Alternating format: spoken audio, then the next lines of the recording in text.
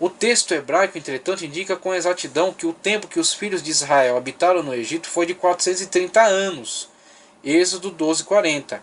Isso também se ajusta com as aproximações de Gênesis 15:16, Gênesis 15:13, 16, Atos 7:6 e a data exata expressa em Gálatas 3:17, ao recordar que Deus confirmou novamente a aliança a Jacó em Gênesis 46:3.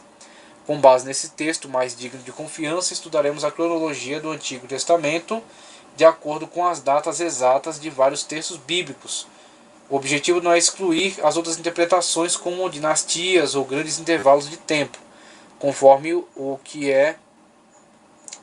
está na lista dos reis da Suméria, mas estabelecer a interpretação normal do texto como um todo. Para interpretar um texto é preciso saber primeiro o que ele enuncia e justificar qualquer divergência com outros dados contextuais. Então, ele apresenta, a partir de então, uma tabela, teoria da cronologia de algumas datas importantes. E para essa tabela que elabora aqui, ele segue duas linhas. Uma, ele traça uma hipotética forma de datação desde a criação.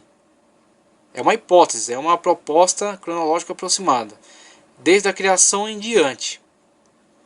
E na outra ele segue o caminho inverso. Ele vai 5 depois de Cristo e vai seguindo aqui uma proposta de datação inversa, né? Seguindo desde a 5 depois de Cristo e recuando na história. Chega uma data aí de pelo menos 4173 a.C. para uma possível data da criação.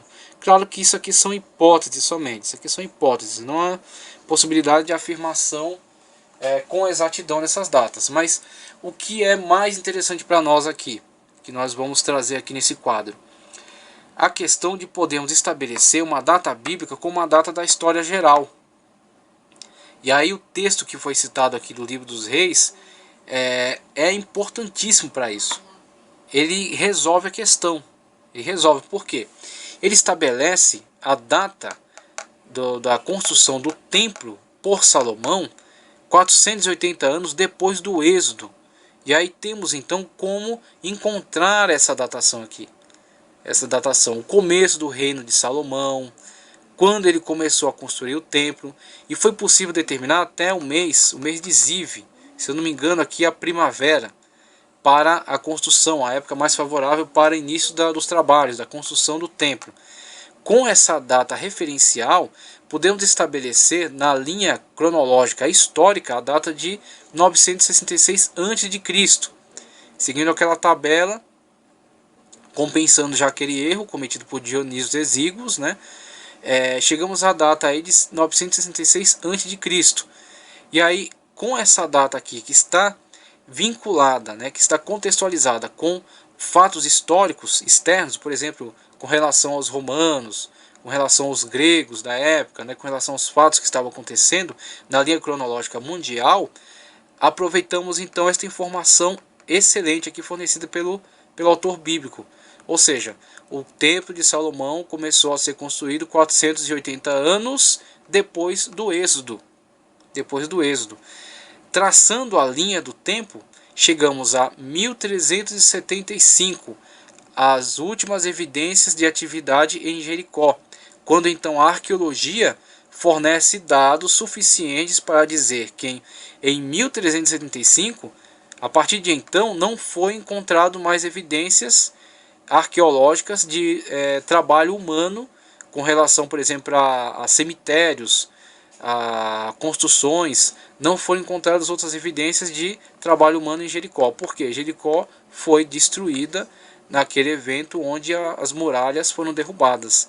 E foi realizado novo trabalho nessa cidade depois de um bom tempo, né, passado um bom tempo. Então, dessa data de 1375 até um bom tempo depois, não foi encontrada atividade em Jericó. Isso é comprovação arqueológica. Com isso também estabelecemos a data de 1405 para a invasão de Canaã por Israel. Também um evento que pode ser investigado por evidências arqueológicas, que mostram que houve transformações sérias na sociedade de Jericó na época de 1405. Êxodo israelita pode ser firmado então em 1445 a.C. Veja, a partir desta informação, que pode ser contextualizada com fatos históricos externos, podemos estabelecer a data de 1445 para o êxodo israelita e a data de 1660 para a descida de Jacó ao Egito. Entre a data de 1660 e a data de 1445, que é a data do êxodo, temos aí, contextualizando com fatos históricos, sempre reafirmando isso, a permanência, né, primeiramente a invasão, depois a permanência dos povos Ixos no Egito, que dominaram aí a parte do norte do Egito, a parte norte do Egito, a parte do delta, né, aquela parte onde os judeus ficaram escravizados, né, na terra de Gósen, que estava próximo àquela região. E na época, aqui nesse contexto histórico, temos a presença dos Ixos nesse território, no Egito. O que vem a corroborar com os fatos bíblicos que falam acerca de José, filho de Jacó, né, José, que desce ao Egito como escravo, mas que chega, por intervenção divina, a ocupar o cargo de vizir. E esses fatos narrados pela Bíblia podem ser facilmente contextualizados historicamente com a presença de um povo estrangeiro naquela terra. A presença de um povo, inclusive, de origens semitas também, como os israelitas. E aí, no decorrer da história, conforme Gênesis nos descreve, o próximo governante que sobe não tem conhecimento de José. Não tem conhecimento desse importante personagem que esteve presente no Egito e que tanto fez por aquela terra, que governou aquela terra com grande evidência, com grande honra, né? Grande poder. Como que o governante que sobe logo em seguir não toma conhecimento dele? Porque era um governante que estava retomando a sua posse sobre a região, que tinha sido invadida pelos povos Ixos, que estão no contexto da história geral nesta época. Vemos os fatos bíblicos apontados, contextualizando-se com os fatos históricos descobertos pela arqueologia. E aí vemos aí como a Bíblia narra a história com fidedignidade, né? Narra a história com compromisso. A história pode ser vinculada aos fatos descritos na Bíblia. A partir desses referenciais, podemos estabelecer, por exemplo, a data de 1875 a.C. para a migração de Abraão para a Palestina. Migração de Abraão para a Palestina. E a data de 1950 para uma possível data para o nascimento de Abraão. Claro, tudo isso aqui hipotético, mas o mais aproximado possível a partir de fatos que venham nos referenciar, venham nos trazer referências externas com relação à história. E vem mostrar que a Bíblia, nas narrativas que nos fornece com relação a personagens, épocas, e a história, pode ser contextualizada com informações externas, informações fornecidas por outras ciências, né, por ciências auxiliares, que mostram então como a Bíblia segue, como a Bíblia se comporta em relação às suas narrativas, né, como ela mostra a verdade daquilo que tem falado ao longo de tanto tempo, ao longo de milênios, né. Com essas descobertas, né, e com esses fatos contextualizados ao contexto bíblico, temos então uma cronologia muito mais segura, uma cronologia muito mais aproximada do que a realidade. E independentemente dessas questões de tabelas cronológicas avançando até a data, uma possível data para a criação, é uma possibilidade. Também não é assim completamente inútil fazer isso, tem lá a sua utilidade, mas não é tão importante. Não é tão importante. É muito mais importante com relação a esses fatos que tenho descrito aqui, que podem ser contextualizados com fatos históricos externos e que nos trazem um referencial muito mais seguro. E com relação à data da criação, eu deixo aqui inclusive um ponto de vista meu. Poder a tabela cronológica pode avançar seguramente até os patriarcas, mas não consegue avançar além disso. não consegue definir a data da criação com exatidão. Não consegue e também não tem muita utilidade nisso. Não há tanta utilidade nisso. Finalizando, depois nós vamos tratar aí acerca de outras versões do Antigo Testamento, acerca da versão samaritana, fala um pouco mais acerca da versão Septuaginta. Eu deixo aí a imagem do pergaminho de Isaías, este importantíssimo achado arqueológico que vem comprovar a seriedade, a fidedignidade, né, a autenticidade da Bíblia enquanto um livro transmitido ao longo da história, e como a Bíblia é verdadeira nas suas narrativas em relação aos fatos e em relação aos personagens da história. E não somente isso, aquilo que é mais importante, como a Bíblia nos transmite o Espírito de Deus, nos transmite as verdades celestiais, né? Então, leia a Bíblia, tenha mais respeito por ela, tenha mais consideração, busque mais, conheça mais acerca dela. Ela é o livro de Deus. Pessoal, concluindo então nossa discussão acerca das hipóteses cronológicas, a gente passa agora, como já havíamos anunciado no início do vídeo, a discutir um problema que tem sido levantado por algumas linhas de interpretação com relação a um texto, a uma fala do apóstolo Paulo na carta aos Gálatas, capítulo 3, versículo 17, e é na verdade um problema interpretativo advindo da tradução, né, de traduções feitas que deixam alguma ambiguidade, alguma lacuna na noção exata de cronologia. Então, como já reafirmamos e aqui novamente tornamos a falar, não existe uma cronologia exata. Não há possibilidade de uma cronologia exata. Há sim uma aproximação. E aí temos teorias que se aproximam de uma forma melhor, com mais evidências, e outras que acabam se distanciando um pouco das evidências, tanto aquilo que é apontado pela Bíblia, como aquilo que é contextualizado com eventos externos. Então, com isso temos Gálatas 3,17, Paulo diz: mas digo isto, que tendo sido a aliança anteriormente confirmada por Deus em Cristo, ao proceder essa leitura, alguns entendem a promessa de Deus feita a Abraão. A primeira promessa: sai da tua terra, da tua parentela, da casa de teu pai. A lei que veio 430 anos depois, isso que está frisado aí, né, que está em vermelho. Algumas leituras que são feitas nesse texto levam ao entendimento de que os 430 anos de exílio, os 430 anos que antecedem o êxodo, a saída do povo de Israel do Egito, tem que ser contados não de permanência no Egito, mas sim a partir da primeira promessa feita por Deus a Abraão, que vai resultar futuramente na libertação do povo do cativeiro e a sua saída, né, para Canaã, com a libertação do cativeiro do Egito, da escravidão do Egito. Lembrando que eles não desceram para lá como escravos, né? Eles foram escravizados depois, com a situação que já descrevemos em outro momento.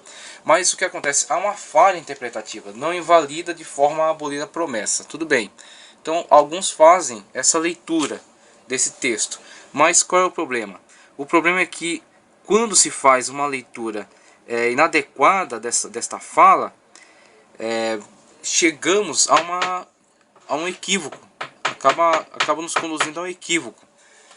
E aí, para termos um entendimento melhor acerca do que pode significar esta fala, temos, por exemplo, uma sugestão aqui de Gênesis 46, versículos 1 ao 4, que diz: e partiu Israel com tudo quanto tinha, e veio a Berseba, e ofereceu sacrifícios a Deus de seu pai Isaque. E falou Deus a Israel em visões de noite, e disse: Jacó, Jacó. E ele disse: eis-me aqui. E disse: eu sou Deus, o Deus de teu pai. Não temas descer ao Egito, porque eu te farei ali uma grande nação. E descerei contigo ao Egito, e certamente te farei tornar a subir. E José porá a sua mão sobre os seus olhos. Uma grande promessa feita por Deus a Jacó, que já não esperava mais ver o seu filho José. Então, o que acontece? Com um texto desses, fornecido aí por Gênesis 46, versículos 1 ao 4, temos que a promessa inicial feita por Deus a Abraão ela está, na verdade, sendo reafirmada aqui a Jacó. E este evento, através de algumas outras teses, através de algumas outras hipóteses cronológicas, pode ser situado em época posterior. Então temos aí a linha cronológica que já traçamos, e tenho aqui uma outra linha cronológica que se propõe a corrigir algo que é julgado por outras interpretações, outras escolas teológicas, como um equívoco. Então alguns julgam que esta linha, na verdade, está equivocada em relação a algumas datas. Está equivocada. Mesmo levando em consideração a questão desses fatos aqui serem bastante comprovados por evidências arqueológicas externas, aqui existem, pelo menos dito que existem algumas incoerências com relação às datas. Então é proposto essa outra linha de esclarecimento.